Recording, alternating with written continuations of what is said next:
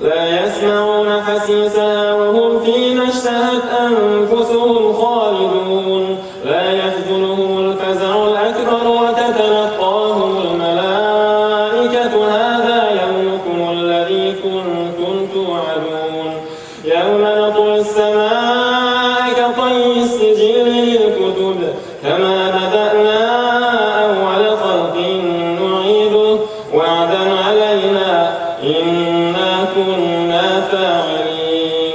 ولقد كتبنا في الزبور من بعد الذكر أن الأرض يرثها عبادي الصالحون إن في هذا لبلاغا لقوم عابدين وما